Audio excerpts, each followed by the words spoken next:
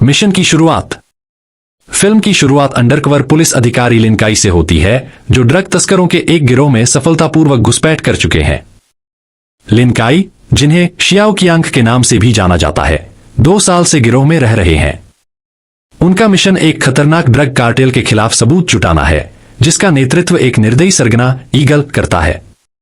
लिन काई ने पहले ही गिरोह के सदस्यों का विश्वास जीत लिया है, लेकिन अब वे नेताओं के करीब पहुंचने और अधिक महत्वपूर्ण जानकारी प्राप्त करने के लिए गिरोह में अपनी स्थिति मजबूत कर रहे हैं। इसके लिए उन्हें ड्रग्स की एक बड़ी खेप सीमा पार ले जाने का खतरनाक काम सौंपा जाता है। लिन काई को ड्रग्स की खेप एक अन्य गिरोह को पहुंचाने का काम दिया जाता है। लेनदेन के दौरान स्थिति बिगड़ जाती है और एक भीषण गोलीबारी होती है। लिन काई की सूझबूझ और युद्ध कौशल से वे और गिरोह के कुछ सदस्य बच जाते हैं, जिससे उनकी एक भरोसेमंद और साहसी व्यक्ति के रूप में छवि बनती है। वे जल्दी ही ईगल के दाहिने हाथ बन जाते हैं। इस बीच लिन काई के हैंडलर कैप्टन ली जियांगवो पर्दे के पीछे से काम कर रहे हैं और लिन काई को उनके मिशन पर मार्गदर्शन दे रहे हैं। ली जियांगवो गहराई से जानते हैं कि अंडरकवर मिशन में क्या जोखिम है, लेकिन वे किसी भी कीमत पर ड्रग कार्टेल को खत्म करना चाहते हैं। लिन काई का जीवन और जटिल हो जाता है, क्योंकि वे कार्टेल के विभिन्न सदस्यों के साथ बातचीत करने लगते हैं। वे कार्टेल की क्रूर और निर्दयी प्रकृति का अवलोकन करते हैं, जहां ईगल किसी भी प्रकार की अवज्ञा के लिए बिना किसी दया के अपने आदमियों को सजा देता है। अपनी पहचान बनाए रखने के लिए लिन काई को विभिन्न अवैध गतिविधियों में भाग लेना पड़ता है, जिनमें ड्रग तस्करी और हिंसक अपराध शामिल हैं। दोहरी जिंदगी जीने का तनाव उन पर भारी पड़ने लगता है, खासकर जब वे कार्टेल की भयावह गतिविधियों का सामना करते हैं, जैसे कि मानव तस्करी और जबरन श्रम का उपयोग। लिन काई की कार्टेल में स्थिति मजबूत होती जाती है। वे अंततः ओल्ड घोस्ट से मिलते हैं, जो ड्रग व्यापार का एक वरिष्ठ और चालाक सदस्य है। ओल्ड घोस्ट को शक होता है कि लिन काई असल में कोई और है, लेकिन उनकी काबिलियत देखकर वे उन पर विश्वास करने लगते हैं।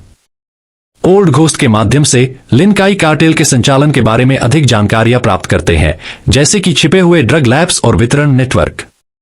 लिन काई गुप्त रूप से यह जानकारी कैप्टन ली को भेजते हैं, जो कार्टेल को खत्म करने के लिए एक बड़े पैमाने पर ऑपरेशन की योजना बनाते हैं। ईगल, जो लिन काई से प्रभावित होता जा रहा है, उनकी वफादारी की परीक्षा लेने का निर्णय करता है।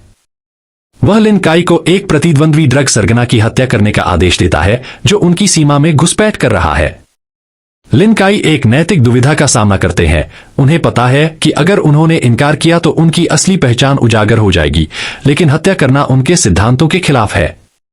लिन काई अंततः इस मिशन को पूरा करने का निर्णय लेते हैं, लेकिन वे इसे अंजाम देने के लिए एक योजना बनाते हैं, जिसमें प्रतिद्वंद्वी की हत्या किए बिना उसे पूरा किया जा सके। इस योजना के तहत वे हत्या का मंचन करते हैं और एक भरोसेमंद बहाना बनाते हैं, जो अस्थायी रूप से ईगल की मांग को पूरा करता है। लिन काई की चुनौती तब और बढ़ जाती है जब उन्हें अपनी वफादारी साबित करने के लिए हेरोइन का उपयोग करने के लिए मजबूर किया जाता है। यह नशा उनके स्वास्थ्य और निर्णय पर असर डालता है, जिससे उनकी वास्तविकता धुंधली हो जाती है। इस नशे के बावजूद वे अपने मिशन पर ध्यान केंद्रित रखने की कोशिश करते हैं। उनकी ड्रग की लत उनके लिए और समस्याएं पैदा करती है। कैप्टन ली के साथ उनका संपर्क अनियमित और अस्थिर हो जाता है और वे गलतियां करने लगते हैं जो उनकी असली पहचान उजागर कर सकती हैं।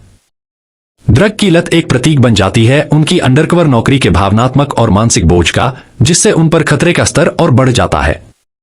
स्थिति तब और गंभीर हो जाती है जब लिन काई को पता चलता है कि कार्टेल अपने संचालन का विस्तार करने की योजना बना रहा है। ईगल एक बड़ी मात्रा में ड्रग्स को एक नए रास्ते से ले जाने की योजना बना रहा है, जो क्षेत्र के पूरे ड्रग व्यापार को अस्थिर कर सकता है। लिन काई जानते हैं कि यह वही क्षण है जिसका वे इंतजार कर रहे थे। अगर वे इस खेप को रोक सकते हैं तो वे पूरे कार्टेल को ध्वस्त कर सकते हैं।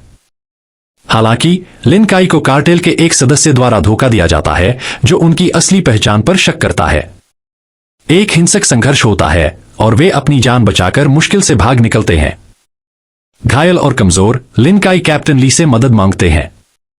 ली उन्हें पीछे हटने के लिए कहते हैं, लेकिन लिन काई इनकार कर देते हैं। उन्हें पता है कि यह उनका मिशन पूरा करने का आखिरी मौका हो सकता है। लिन काई सभी दांव पर लगा देते हैं। वे ड्रग परिवहन के अंदर से तोड़फोड़ करने की योजना बनाते हैं, ताकि कैप्टन ली की टीम को आखिरी क्षण में खबर दी जा सके। वे खुद को उस व्यक्ति के रूप में नियुक्त करवाते हैं जो खेप के संचालन का नेतृत्व करेगा और रास्ते में विस्फोटक लगाने और जाल बिछाने की तैयारी करते हैं। ड्रग्स की खेप के दिन माहौल बहुत तनावपूर्ण होता है। लिन काई नशे और चोट के कारण गिरने के कगार पर हैं, लेकिन वे दृढ़ रहते हैं। कार्टेल अपनी खेप को ले जाना शुरू करता है, शहरी और ग्रामीण रास्तों के बीच घुमावदार रास्तों से गुजरते हुए, ताकि पकड़ से बचा जा सके। लिन काई गुप्त रूप से कैप्टन ली की टीम को संकेत देते हैं, जो कार्टेल को घेरने लगती है।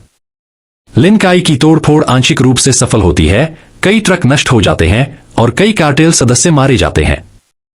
हालांकि ईगल और ओल्ड घोस्ट बच जाते हैं और जल्दी ही समझ जाते हैं कि लिन काई ही जासूस हैं।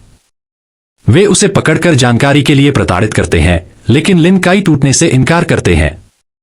कैप्टन ली की टीम समय पर पहुंचती है और कार्टेल के काफिले पर पूर्ण पैमाने पर हमला करती है। एक भीषण लड़ाई होती है, जिसमें लिन काई बीच में फंस जाते हैं। अपनी कमजोर हालत के बावजूद वे भागने में सफल होते हैं और पुलिस टीम को शेष कार्टेल सदस्यों से लड़ने में मदद करते हैं। एक अंतिम टकराव में लिन काई का सामना ईगल से होता है, जो एक क्रूर हाथापाई में बदल जाता है। दोनों पुरुष अपनी सीमाओं तक पहुंच जाते हैं, लेकिन अंततः लिन काई जीतते हैं, ईगल को मार देते हैं और उसके आतंक के शासन को समाप्त कर देते हैं। इस बीच ओल्ड घोस्ट भागने की कोशिश करता है, लेकिन कैप्टन ली की टीम द्वारा पकड़ा जाता है। कार्टेल को ध्वस्त कर दिया जाता है और बचे हुए सदस्यों को गिरफ्तार कर लिया जाता है। लिन काई, जो गंभीर रूप से घायल हैं और अपनी लत से जूझ रहे हैं, को उनके सहयोगियों द्वारा बचाया जाता है। उनकी बहादुरी और समर्पण के लिए उनकी सराहना की जाती है, लेकिन उनके अंडरकवर काम के मनोवैज्ञानिक घाव स्पष्ट हैं। लिन काई की यात्रा अपराध से लड़ने की मानवीय लागत की एक मार्मिक खोज है, जिसमें उनकी व्यक्तिगत कुर्बानियां और उनके मन की स्थिति पर पड़ा असर दोनों शामिल हैं। फिल्म का अंत उनके धीरे धीरे ठीक होने की प्रक्रिया के साथ होता है, दोनों शारीरिक चोटों और लत से। एक्स्ट्राऑर्डिनरी मिशन एक ग्रिपिंग और इंटेंस कहानी है, जो वफादारी, बलिदान और ड्रग व्यापार की क्रूर वास्तविकताओं की पड़ताल करती है। यह अंडरकवर ऑपरेशनों की जटिलताओं और उन लोगों के मनोवैज्ञानिक बोझ को दर्शाता है, जो इस तरह के खतरनाक मिशन में अपने जीवन को समर्पित करते हैं। 47 मीटर डाउन। 47 मीटर डाउन एक हॉरर थ्रिलर फिल्म है, जो हमें दो बहनों की कहानी बताती है। ये दोनों बहनें छुट्टी मनाने के लिए मेक्सिको गई हैं, लेकिन छुट्टियों का मजा कब एक खौफनाक हादसे में बदल जाता है, उन्हें पता ही नहीं चलता। लीजा और केट नाम की ये दोनों बहनें एक शार्क के पिंजरे में फंस जाती हैं, वो भी समुद्र के 47 मीटर नीचे। चारों तरफ शार्क हैं, ऑक्सीजन कम होती जा रही है और ऊपर से बाहर निकलने का कोई रास्ता नहीं दिख रहा। अब उनकी जंग है जिंदा बचने की। फिल्म में मैंडी मूर और क्लेयर होल्ट ने लीजा और केट का किरदार निभाया है। यह फिल्म डर, रोमांच और जज्बे से भरी हुई है। कहानी की शुरुआत होती है दो बहनों लीजा और केट से, जो मेक्सिको में छुट्टियां मना रही हैं। लीजा का हाल ही में अपने बॉयफ्रेंड से ब्रेकअप हुआ है और वह बहुत उदास है। उसका बॉयफ्रेंड उसे बोरिंग कहकर छोड़ चुका है और अब लीजा को खुद पर बहुत कम आत्मविश्वास है। केट, जो स्वभाव से बहुत ही मस्तीखोर और एडवेंचरस है, अपनी बहन का मूड ठीक करने के लिए कुछ रोमांचक करने का सुझाव देती है। एक रात वे एक पार्टी में जाती हैं और वहां उनकी मुलाकात होती है दो स्थानीय लड़कों, बेंजामिन और लुइस से। ये दोनों लड़के उन्हें शार्क के पिंजरे में डाइविंग करने का ऑफर देते हैं। यह सुनकर केट की आंखें चमक जाती हैं, वाह कितना रोमांचक होगा, लेकिन लीजा थोड़ी डर जाती है। उसे पानी से डर लगता है और शार्क। लेकिन केट उसे मनाती है कि अरे मजा आएगा, और वैसे भी तुम हमेशा से कहती हो कि तुम्हें कुछ नया और रोमांचक करना है। अगले दिन बहनें एक छोटी सी नाव पर चढ़ती हैं, जिसका मालिक है कप्तान टेलर। कप्तान टेलर उन्हें बताता है कि यह शार्क के पिंजरे में डाइविंग का अनुभव पूरी तरह सुरक्षित है। लीजा को अभी भी थोड़ा डर लगता है, लेकिन केट उत्साहित है और उसे भी उत्साहित करने की कोशिश करती है। कुछ देर बाद दोनों बहनें अपने स्कूबा गियर पहनकर पिंजरे में जाती हैं और पिंजरा धीरे धीरे पानी में उतारा जाता है। शुरुआत में सब कुछ एकदम सही लगता है। वे पानी के अंदर मछलियों और अन्य समुद्री जीवों को देखती हैं। एक बड़ी सफेद शार्क को देखकर दोनों के होश उड़ जाते हैं, लेकिन जल्दी ही वे यह अनुभव करने लगती हैं कि यह कितना अद्भुत है। लेकिन तभी अचानक रस्सी टूट जाती है और पिंजरा तेजी से समुद्र की गहराई में गिरने लगता है। वे 47 मीटर गहरे समुद्र में जा गिरती हैं। समुद्र के तल पर पहुंचकर दोनों बहनें बेहद डर जाती हैं। लीजा घबराने लगती है, उसका दिल तेजी से धड़कने लगता है। चारों तरफ अंधेरा है और पानी की ठंडक से उनका शरीर कांप रहा है। सबसे बड़ा डर यह है कि उनके पास ऑक्सीजन सीमित मात्रा में है। ऊपर की नाव से उनका संपर्क टूट चुका है। केट, जो स्वभाव से ज्यादा साहसी है, लीजा को शांत करने की कोशिश करती है। लीजा, घबराओ मत। हमें अपनी सांसें बचानी होंगी। लेकिन लीजा का डर कम नहीं होता। तभी कप्तान टेलर की आवाज उन्हें अपने रेडियो में सुनाई देती है। वह कहता है कि वे पिंजरे में ही रहें और वह मदद भेज रहा है। थोड़ी देर बाद वे देखती हैं कि एक टॉर्च की रोशनी समुद्र की तलहटी पर चमक रही है। शायद यह अतिरिक्त ऑक्सीजन टैंक हो सकता है। केट को लगता है कि उसे जाकर उस टैंक को लेना चाहिए। लीजा उसे रोकने की कोशिश करती है। नहीं केट, यह बहुत खतरनाक है। लेकिन केट का जवाब होता है, हमें ऑक्सीजन चाहिए लीजा। मैं संभाल लूंगी। केट पिंजरे से बाहर निकलती है और टॉर्च की ओर तैरने लगती है। जैसे ही वह टैंक के पास पहुंचती है, उसे अपनी ओर एक बड़ी शार्क आते हुए दिखाई देती है। उसका दिल जोर से धड़कता है। वह किसी तरह टैंक को पकड़कर वापस पिंजरे की ओर भागती है। वह जान बचाने के लिए तैरते हुए पिंजरे में वापस आ जाती है और शार्क उसके पीछे पीछे आती है। कप्तान टेलर की आवाज फिर आती है, मैं कह रहा हूं, पिंजरे में रहो, बाहर मत निकलो। अब उनकी स्थिति और भी खराब हो चुकी है क्योंकि केट का ऑक्सीजन टैंक खत्म होने वाला है। लीजा समझती है कि अब उन्हें कुछ करना ही होगा, वरना वे दोनों दम घुटने से मर जाएंगी। हिम्मत जुटाकर लीजा पिंजरे से बाहर निकलती है और ऑक्सीजन टैंक को ढूंढने के लिए तैरने लगती है। पानी की गहराई में तैरते हुए उसका दिल जोर जोर से धड़कने लगता है। वह डर और घबराहट से कांप रही होती है। थोड़ी देर बाद वह टैंक को ढूंढ लेती है। लेकिन जैसे ही वह वापस पिंजरे की ओर लौटने लगती है, एक विशाल शार्क उस पर हमला करने के लिए आती है। वह अपने आप को बचाने के लिए चट्टान के पीछे छुप जाती है और बड़ी मुश्किल से शार्क के चंगुल से बच पाती है। वह जैसे तैसे टैंक लेकर पिंजरे तक पहुंचती है और केट को देती है। केट ऑक्सीजन टैंक को बदलती है और वे सोचती हैं कि अब उन्हें ऊपर की ओर चढ़ना चाहिए। वे दोनों नाव की रस्सी को पकड़कर सतह की ओर तैरने लगती हैं। वे धीरे धीरे ऊपर बढ़ती हैं, लेकिन तभी एक शार्क आकर उन पर हमला कर देती है। वे तुरंत वापस नीचे आ जाती हैं और पिंजरे में छुप जाती हैं। अब लीजा एक बड़ी चट्टान के नीचे फंस जाती है और घबराने लगती है। वह जोर जोर से चिल्लाती है, मुझे बचाओ केट, मैं फंस गई हूं।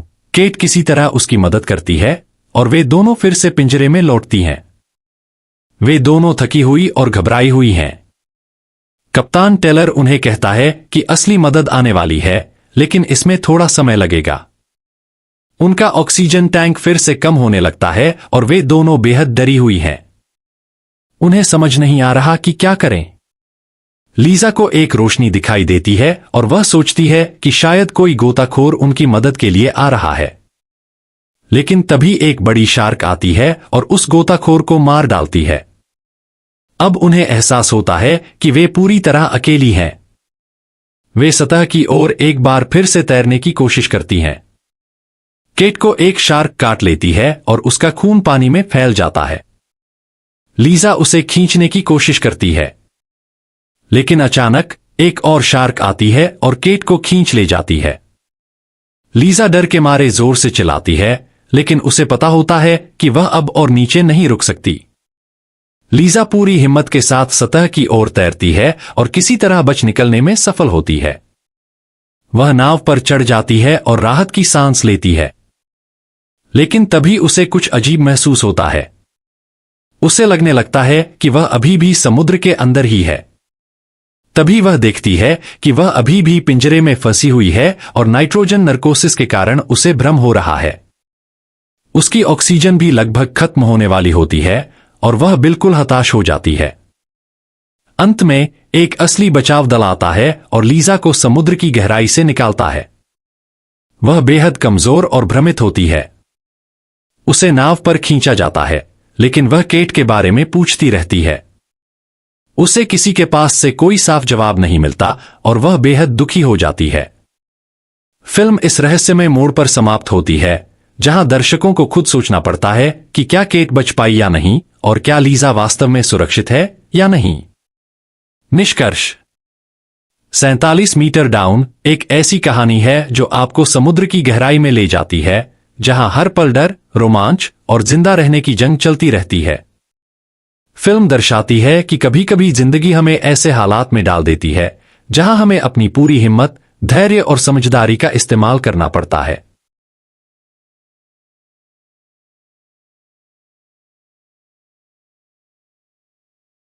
The Flash season 3 episode 7 killer frost नवंबर 2016 में प्रसारित होने वाली द फ्लैश सीरीज का एक महत्वपूर्ण एपिसोड है जहां कैटलिन स्नो, डेनियल पेनाबेकर का अपनी बर्फाधारित शक्तियों के साथ आंतरिक संघर्ष सामने आता है।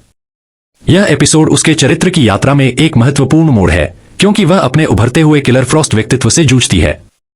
यह एपिसोड पिछली घटनाओं के बाद शुरू होता है जहां बैरी एलन, ग्रांट गस्टिन और टीम फ्लैश फ्लैशपॉइंट टाइमलाइन के परिणामों से निपट रहे हैं जिसे बैरी ने समय में पीछे जाकर बनाया था। टाइमलाइन में बदलाव के कई प्रभाव हुए हैं जिनमें से एक है कैटलिन का धीरे धीरे किलर फ्रॉस्ट में बदलना जो कॉमिक्स में उसका दुष्ट दूसरा व्यक्तित्व है। पिछले एपिसोड में राक्षसी साविता के साथ बैरी की लड़ाई के बाद वैली वेस्ट, केन लोन्सडेल कोकून में फंस जाती है जो कि अल्केमी की शक्तियों से प्रभावित होने का एक साइड इफेक्ट है। जब टीम वैली को बचाने की कोशिश करती है तो कैटलिन की शक्तियां हावी होने लगती हैं। उसकी बर्फीली क्षमताओं पर उसका नियंत्रण कमजोर हो जाता है और वह शाब्दिक और रूपक दोनों ही तरह से एक ठंडे दिल का व्यवहार दिखाने लगती है। कैटलिन डॉक्टर अल्केमी के पीछे जाने का फैसला करती है, उम्मीद करती है कि उसका सामना करके वह अपनी शक्तियों को उलटने का एक तरीका खोज सकती है। उसकी हताशा उसे एक अंधेरे रास्ते पर ले जाती है और उसका एक बार गर्म और पोषण करने वाला व्यक्तित्व किलर फ्रॉस्ट के बर्फीले और निर्दयी व्यक्तित्व से बदल जाता है। वह तेजी से आक्रामक हो जाती है, अपने आसपास के लोगों पर हमला करती है, खासकर बैरी पर, जिसे वह अपने परिवर्तन का कारण बनने वाले समयरेखा परिवर्तनों के लिए दोषी ठहराती है। कैटलिन का आंतरिक संघर्ष इस एपिसोड का भावनात्मक केंद्र है। सबसे पहले वह अपनी शक्तियों को दबाने की कोशिश करती है, इस डर से कि वह क्या बन सकती है। हालांकि जैसे जैसे उसकी क्षमताएं मजबूत होती जाती हैं, वे उसके व्यक्तित्व में बदलाव लाती हैं।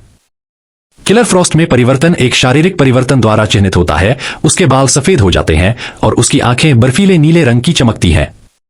वह बर्फ और ठंड को नियंत्रित करने की क्षमता प्राप्त करती है, लेकिन अपनी नैतिकता की कीमत पर। डॉक्टर अल्केमी की खोज में Caitlin Julian Albert, Tom Felton का अपहरण कर लेती है, जो बैरी का सहकर्मी और सेंट्रल सिटी पुलिस विभाग में एक CSI है। उसे लगता है कि उसे अल्केमी के ठिकाने के बारे में जानकारी है। वह दृश्य जहां वह जूलियन को धमकाती है, यह बताता है कि वह कितनी गिर गई है। हालांकि जूलियन इस बिंदु तक एक तरह का विरोधी है, कैटलिन की हरकतें टीम और खुद दोनों को चौंका देती हैं। बैरी द फ्लैश के रूप में एपिसोड के सबसे नाटकीय क्षणों में से एक में कैटलिन का सामना करता है। वह उससे तर्क करने की कोशिश करता है, उसे किलर फ्रॉस्ट व्यक्तित्व के खिलाफ लड़ने का आग्रह करता है। हालांकि बैरी के प्रति कैटलिन का गुस्सा और आक्रोश गहरा है। वह उसे फ्लैश पॉइंट बनाने के लिए दोषी ठहराती है, जिसके कारण उसकी शक्तियां प्रकट हुईं। उनका टकराव तीव्र है, जिसमें कैटलिन बैरी पर अपनी बर्फीली शक्तियों का प्रयोग करती है। यह दर्शाता है कि वह कितनी खतरनाक हो गई है। यह क्रम न केवल एक एक्शन सेट पीस है, बल्कि दोनों पात्रों के लिए एक महत्वपूर्ण क्षण भी है। फ्लैश पॉइंट के अनपेक्षित परिणामों के लिए अपराध बोध से ग्रस्त बैरी कैटलिन को रोकने और उसे बचाने के बीच उलझा हुआ है। इस बीच कैटलिन बैरी के साथ अपनी दोस्ती और किलर फ्रॉस्ट पहचान को अपनाने की अपनी बढ़ती इच्छा के बीच उलझी हुई है। जबकि कैटलिन का परिवर्तन इस एपिसोड पर हावी है, वैली वेस्ट से जुड़ा एक महत्वपूर्ण सब प्लॉट है। वैली, जो बैरी की तरह स्पीडस्टर शक्तियां प्राप्त करने की लालसा रखता है, द फ्लैश जैसी क्षमताओं के साथ अपने कोकून से बाहर निकलता है। यह विकास वैली की अंतिम भूमिका के लिए मंच तैयार करता है, जो कॉमिक्स का एक प्रिय पात्र किड फ्लैश है। हालांकि वैली का परिवर्तन जोखिम से मुक्त नहीं है और जो वेस्ट, JCL मार्टिन, उसके पिता, अपने बेटे के लिए आगे क्या होने वाला है, इस बारे में चिंतित हैं। एपिसोड के अंत में कैटलिन स्टार लैब्स में वापस आती है, जहां उसके दोस्त उसे नियंत्रण वापस पाने में मदद करने का प्रयास करते हैं। वह अपने किए पर बहुत दोषी महसूस करती है, खासकर यह महसूस करने के बाद कि वह जूलियन को पकड़ने के लिए कितनी दूर तक गई थी। इस बीच जूलियन अपने अपहरण से उबर जाता है और बैरी के साथ एक गंभीर बातचीत करता है। जूलियन, जो पूरे सीजन में बैरी के प्रति विरोधी रहा है, को एक अल्टीमेटम दिया जाता है, या तो बैरी यह बताए कि उसके अपहरण के पीछे कैटलिन थी, या वह पुलिस के पास जाएगा।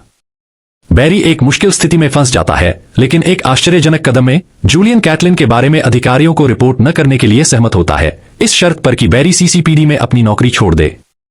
यह घटनाक्रम जूलियन के चरित्र में परतें जोड़ता है, यह सुझाव देते हुए कि वह जितना दिखता है उतना सीधा नहीं हो सकता है। एपिसोड एक अस्पष्ट नहीं पर समाप्त होता है कैटलिन के लिए। जबकि टीम अभी के लिए किलर फ्रॉस्ट को दबाने में कामयाब हो जाती है, लेकिन उसकी मानवता खोने का डर बना रहता है। कैटलिन का अपनी शक्तियों और पहचान के साथ संघर्ष पूरी श्रृंखला में एक प्रमुख कथानक बना रहेगा, क्योंकि वह नायकत्व और खलनायकी के बीच झूलती रहती है। किलर फ्रॉस्ट पहचान, अपराध बोध और किसी के कार्यों के अनपेक्षित परिणामों के विषयों की खोज करता है। कैटलिन का किलर फ्रॉस्ट में परिवर्तन उन आंतरिक संघर्षों के लिए एक रूपक के रूप में कार्य करता है, जिनका सामना लोग खुद के उन पहलुओं से निपटने के दौरान करते हैं जिन्हें वे नियंत्रित नहीं कर सकते। अपनी मानवता खोने के उसके डर की तुलना फ्लैश पॉइंट बनाने पर बैरी के अपराध बोध से की जाती है, जिसमें दिखाया गया है कि दोनों पात्र अपने जीवन को नया रूप देने वाले विकल्पों के नतीजों से कैसे निपट रहे हैं। यह एपिसोड कैटलिन स्नो के लिए एक निर्णायक क्षण है और उसके चरित्र चाप में भविष्य के विकास के लिए मंच तैयार करता है।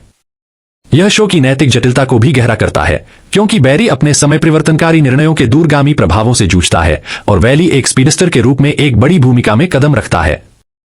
किलर फ्रॉस्ट द फ्लैश श्रृंखला का एक महत्वपूर्ण एपिसोड है जो नवंबर 2016 में प्रसारित हुआ था। इस एपिसोड में कैटलिन स्नो, डेनियल पेनाबेकर के बर्फ पर आधारित शक्तियों और उनके भीतर उभर रही किलर फ्रॉस्ट व्यक्तित्व के बीच आंतरिक संघर्ष को केंद्र में रखा गया है।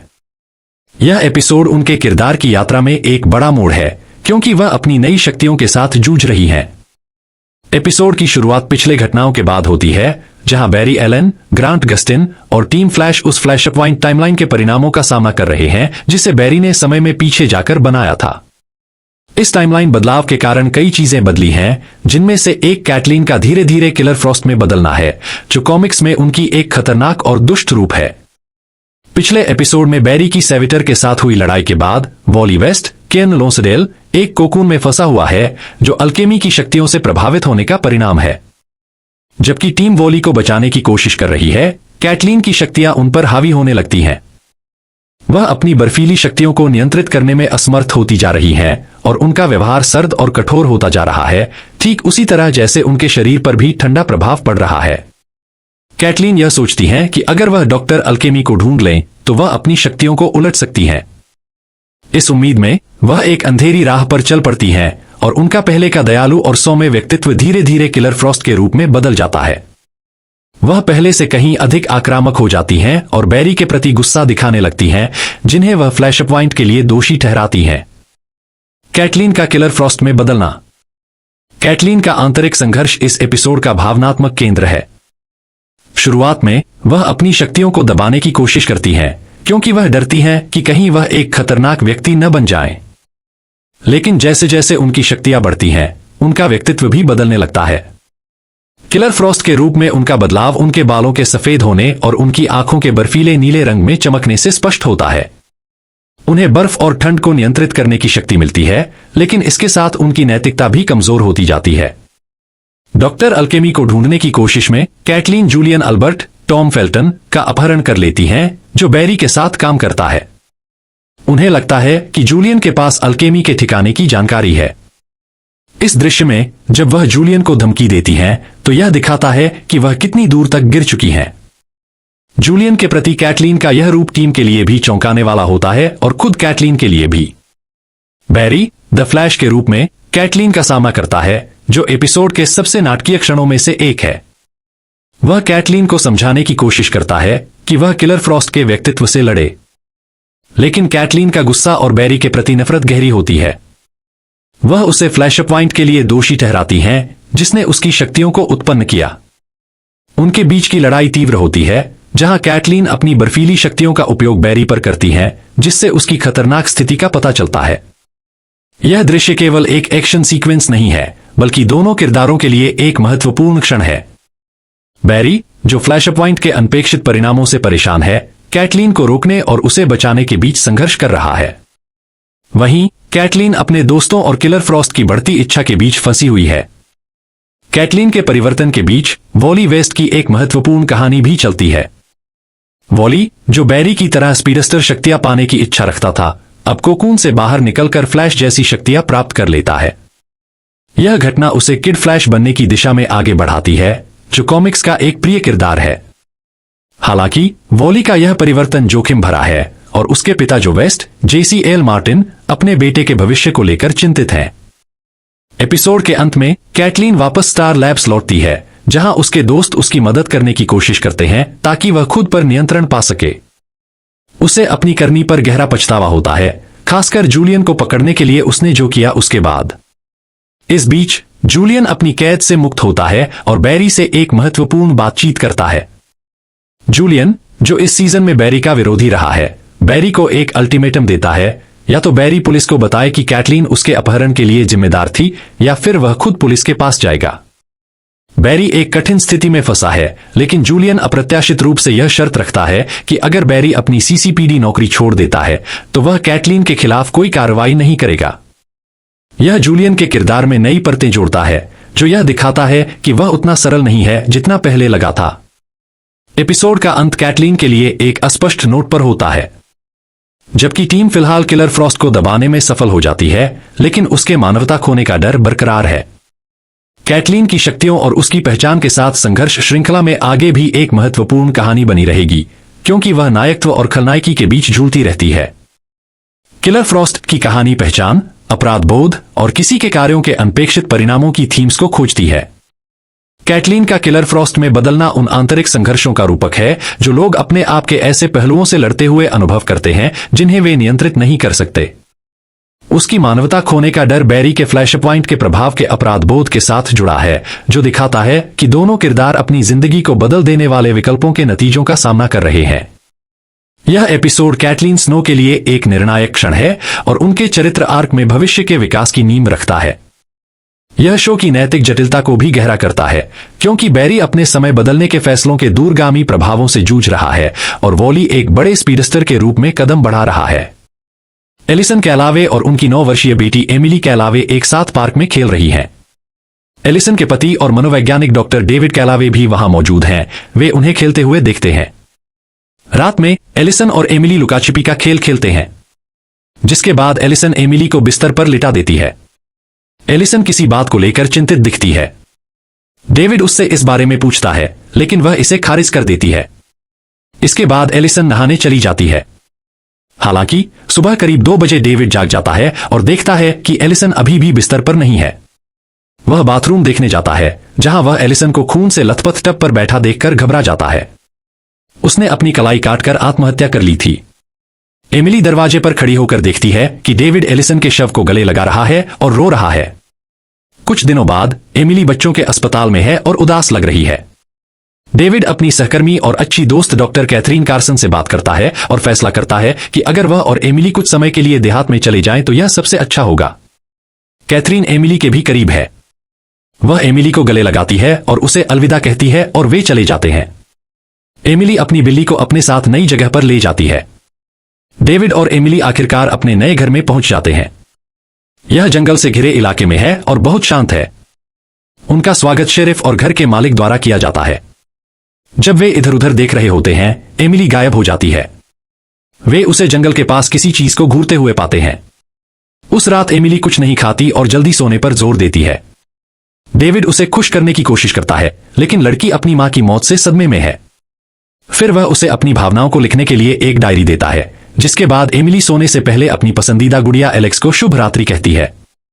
अगले दिन डेविड अपने अध्ययन कक्ष में अपना सामान खोल रहा था जब एमिली एक तितली का पीछा करते हुए जंगल में चली गई।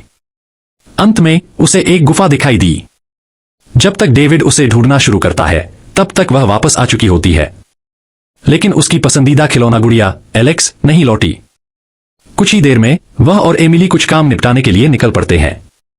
जब डेविड अपने वाहन में ईंधन भर रहा होता है तो वह एक महिला को एक छोटी लड़की के साथ खेलते हुए देखता है। यह सोचकर कि छोटी लड़की एमिली की दोस्त बन सकती है, वह उनसे अपना परिचय देता है। महिला का नाम एलिजाबेथ यंग है। ऐसा लगता है कि उसने डेविड को आकर्षित कर लिया है। वह उन्हें किसी दिन आने के लिए आमंत्रित करता है। उस रात एमिली को सुलाते समय डेविड उससे उसकी गुड़िया एलेक्स के बारे में पूछता है, जिस पर वह कहती है कि वह अब उसे पसंद नहीं करती। वह उसे बताती है कि उसने एलेक्स की जगह चार्ली नामक अपने नए दोस्त को रख लिया है। जब डेविड ने उससे चार्ली के बारे में और सवाल किए तो उसने कहा कि उसे इस बारे में बात करना पसंद नहीं है। डेविड ने कैथरीन को घटना के बारे में बताने के लिए बुलाया। वे दोनों सहमत हैं कि चार्ली एमिली द्वारा बनाया गया एक काल्पनिक दोस्त है जो उसके आघात से निपटने के लिए है। अगले दिन डेविड एलेक्स को कूड़ेदान में उसका चेहरा विकृत अवस्था में पाता है। बाद में रात के खाने पर डेविड उससे चार्ली के बारे में बात करने की कोशिश करता है। उस समय वह उसे बताती है कि चार्ली बहुत मजेदार है, जैसे उसकी मां हुआ करती थी। उस रात उसे एक और बुरा सपना आता है। उसे नए साल की पूर्व संध्या की पार्टी का वही बुरा सपना आ रहा है जो एलिसन की मौत से एक रात पहले हुआ था। बुरे सपने ने उसे ठीक उसी समय जगाया जब एलिसन की मौत हुई थी। उसे एक आवाज सुनाई देती है और वह बाथरूम में जाकर देखता है कि तुमने उसे मरने दिया, लिखा है। बाथटब भरा हुआ है और एमिली का क्रेयॉन इधर उधर पड़ा है। वह पलटता है और अपने पीछे एमिली को देखता है, लेकिन जब उससे इसके बारे में पूछा जाता है तो एमिली जोर देकर कहती है कि यह चार्ली ने किया है। अगले दिन एलिजाबेथ और उसकी भतीजी एमी आती हैं। डेविड एमी को एमिली से मिलवाता है, लेकिन ऐसा लगता है कि उसकी कोई प्रतिक्रिया नहीं है। खेलते समय एमी दोस्त बनने के लिए उत्सुक है, इसलिए वह अपनी गुड़िया एमिली को देती है। लेकिन जब एमिली उसे वापस लौटाती है तो उसका चेहरा एलेक्स की तरह विकृत होता है। एमिली एमी से कहती है कि उसे यहां नहीं होना चाहिए। डर लगने पर वे जल्द ही वहां से चले जाते हैं। जब डेविड एमिली से एमी के बारे में पूछता है तो वह जवाब देती है कि उसे किसी नए दोस्त की जरूरत नहीं है और चार्ली ही काफी है। बाद में एमिली बाहर खेलती है और डेविड बर्तन धोता है। वह उसके बगल में बैठे एक आदमी को देखता है, इसलिए वह जांच करने के लिए बाहर जाता है और पाता है कि वह आदमी उनका पड़ोसी स्टीवन है। उनके बीच एक अजीबोगरीब बातचीत होती है, जिसके बाद डेविड एमिली को अजनबियों से बात न करने की चेतावनी देता है। उस रात डेविड एमिली को हंसते हुए सुनता है, लेकिन जब वह उसे देखने जाता है तो वह अकेली होती है। वह पूछता है कि क्या चार्ली यहां है, लेकिन एमिली कहती है कि वह खिड़की से बाहर निकल गया है। डेविड उससे चार्ली के बारे में बात करने की कोशिश करता है, लेकिन एमिली बताती है कि चार्ली को डेविड पसंद नहीं है। डेविड यह सब अपनी डायरी में लिखता है उसे बिस्तर पर लिटाने के बाद। बाद में हम एमिली को चार्ली के साथ लुकाछुपी खेलते हुए देखते हैं। वह अपने कमरे से बाहर निकलती है और उसे खोजने के लिए घर के चारों ओर देखती है। उसे एक कोठरी के पीछे एक दरवाजा मिलता है। यह नीचे तहखाने की ओर जाता है। वह वहां जाती है, अभी भी उसे खोज रही है। फिर अचानक रोशनी बंद हो जाती है और वह डर के मारे चिल्लाती है। डेविड जल्दी से उसे लेने आता है। वह उसे बताती है कि चार्ली अंधेरे में छिपा हुआ था। अगले दिन एलिजाबेथ डिनर के लिए आती है। ब्लैक सी 2014 एक रोमांचक थ्रिलर फिल्म है जो एक साहसी समुद्री मिशन की कहानी है। फिल्म का निर्देशन केविन मैकडोनाल्ड ने किया है और इसमें जूड लॉ ने मुख्य भूमिका निभाई है। यह कहानी एक पूर्व पनडुब्बी कप्तान रॉबिन्सन की है जो एक खतरनाक अभियान पर निकलता है ताकि सोवियत युग की एक डूबी हुई पनडुब्बी में छुपे सोने के खजाने को खोज सके। यह कहानी लालच, विश्वासघात और जीवित रहने की जद्दोजहद के इर्द गिर्द घूमती है, जहां समुद्र की गहराई में कई रहस्य छुपे हैं। कहानी की शुरुआत रॉबिन्सन नामक एक व्यक्ति से होती है जो एक अनुभवी पनडुब्बी कप्तान है। रॉबिन्सन, जूड लॉ को हाल ही में अपनी नौकरी से निकाल दिया गया है। वह एक जहाज निर्माण कंपनी के लिए काम करता था, लेकिन अब वह बेरोजगार है और उसे समझ नहीं आ रहा कि आगे क्या करना है। उसके परिवार से भी संबंध अच्छे नहीं हैं। उसकी पत्नी ने उसे छोड़ दिया है और उसका एक छोटा बेटा है जो अब अपनी मां के साथ रहता है। रॉबिन्सन के लिए यह समय बहुत मुश्किल है और वह मानसिक रूप से भी बहुत थक चुका है। रॉबिन्सन को एक दिन एक रहस्यमय आदमी से पता चलता है कि काला सागर में एक पुरानी सोवियत पनडुब्बी में सोने का बड़ा खजाना छुपा हुआ है। यह सोना द्वितीय विश्व युद्ध के दौरान जर्मनों से छुपाने के लिए रखा गया था। सोना अब भी वहीं है क्योंकि उस पनडुब्बी को कभी भी खोजा नहीं गया। यह खबर रॉबिन्सन के लिए एक नई उम्मीद की किरण बनती है। वह इस मिशन को करने का फैसला करता है ताकि न केवल वह खुद को साबित कर सके बल्कि आर्थिक रूप से भी स्थिरता हासिल कर सके। इस मिशन के लिए रॉबिन्सन को एक टीम की जरूरत होती है। वह अपने पुराने साथी और कुछ नए लोगों को जोड़ता है, जिनमें से कुछ रूसी नाविक भी होते हैं। इन सभी को एक सोवियत युग की पुरानी पनडुब्बी में जाना होगा जो काफी जर्जर हालत में है। टीम में विभिन्न प्रकार के लोग होते हैं, जिनमें पायलट, इंजीनियर, गोताखोर और अन्य विशेषज्ञ शामिल होते हैं। इनमें से कई लोग बहुत ही अनुभवी हैं, लेकिन कुछ लोग आपराधिक प्रवृत्ति के भी हैं, जो सिर्फ पैसे के लिए इस मिशन में शामिल हुए हैं। टीम के सदस्य आपस में बहुत ही अलग अलग व्यक्तित्व वाले होते हैं और उनके बीच जल्दी ही तनाव और अविश्वास की स्थिति पैदा हो जाती है। टीम पनडुब्बी में सवार होकर समुद्र की गहराइयों की ओर बढ़ती है। उनके पास सीमित संसाधन हैं और उन्हें पता है कि उनका मिशन बेहद खतरनाक है। जैसे ही वे समुद्र के अंदर गहराई में जाते हैं, उन्हें कई तरह की समस्याओं का सामना करना पड़ता है। पनडुब्बी बहुत पुरानी है और बार बार तकनीकी खराबी का सामना करती है। इसके अलावा टीम के सदस्यों के बीच मतभेद भी बढ़ते जाते हैं। कुछ सदस्य यह सोचते हैं कि यदि वे सोने को प्राप्त करने में सफल होते हैं तो उन्हें कैसे बांटा जाएगा। यह विचार कुछ लोगों में लालच और स्वार्थ की भावना को बढ़ाता है। मिशन के दौरान टीम को पता चलता है कि पनडुब्बी के बाहर का वातावरण बेहद खतरनाक है। काला सागर की गहराई में दबाव अत्यधिक होता है, जिससे पनडुब्बी को नुकसान पहुंच सकता है। उन्हें ऑक्सीजन की भी कमी होती है और हर कोई खुद को सुरक्षित रखने के लिए संघर्ष कर रहा है। इसी बीच एक तकनीकी खराबी के कारण पनडुब्बी का इंजन बंद हो जाता है और वे समुद्र के नीचे फंस जाते हैं। इस स्थिति में टीम के कुछ सदस्य घबरा जाते हैं और पैनिक में आ जाते हैं। उन्हें लगता है कि वे कभी बाहर नहीं निकल पाएंगे। रॉबिन्सन, जो इस मिशन का नेतृत्व कर रहा है, अपनी टीम को शांत करने की कोशिश करता है और स्थिति को नियंत्रित में रखने का प्रयास करता है। टीम आखिरकार उस जगह पर पहुंचती है जहां सोवियत पनडुब्बी डूबी हुई है। उन्हें वहां भारी मात्रा में सोना मिलता है।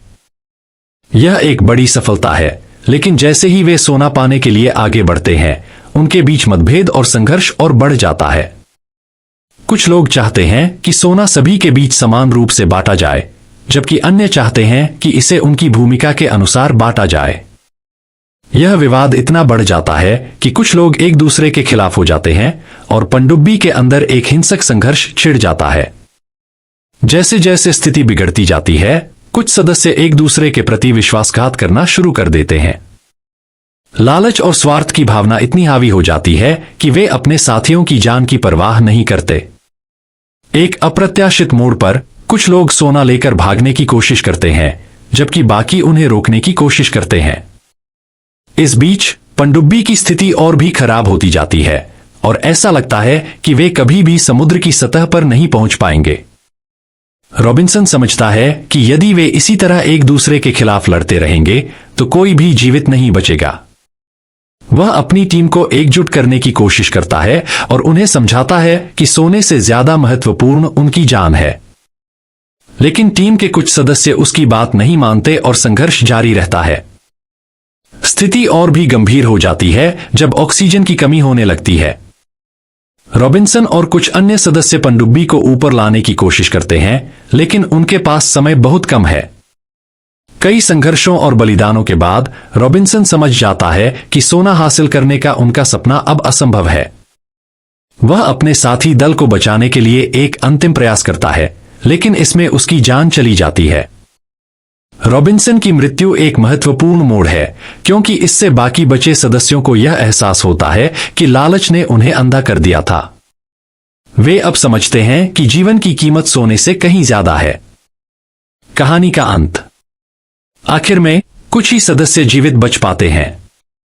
वे किसी तरह समुद्र की सतह पर पहुंचते हैं, लेकिन वे जानते हैं कि उन्होंने अपनी जान के लिए बहुत बड़ी कीमत चुकाई है। सोना वहीं समुद्र की गहराई में छूट जाता है और वे खाली हाथ लौटते हैं, लेकिन वे जानते हैं कि उनके जीवन का अनुभव उन्हें हमेशा याद रहेगा। ब्लैक सी फिल्म सिर्फ समुद्री साहसिकता की कहानी नहीं है, बल्कि यह मानवीय स्वभाव, लालच, विश्वासघात और जीवित रहने की इच्छा की भी एक गहरी पड़ताल करती है। यह दर्शाती है कि कैसे लालच और स्वार्थ की भावना इंसान को अपने साथी से भी दूर कर देती है और आखिरकार जीवन के असली मूल्यों की पहचान कराती है। फिल्म की कहानी बहुत ही तनावपूर्ण और भावनात्मक है, जो दर्शकों को अंत तक बांधे रखती है। यह हमें यह सिखाती है कि कभी-कभी जो हम पाना चाहते हैं उसकी कीमत बहुत ज्यादा होती है और हमें यह तय करना होता है कि हम अपने जीवन में किस चीज को सबसे ज्यादा महत्व देते हैं। ब्लैक सी एक रोमांचक और गहन फिल्म है जो दर्शकों को समुद्र की गहराइयों में ले जाती है, जहां कई रहस्य और खतरे छुपे हैं। यह एक अद्भुत अनुभव है जो मानव स्वभाव की जटिलताओं और जीवन के असली अर्थ की खोज की यात्रा पर ले जाता है।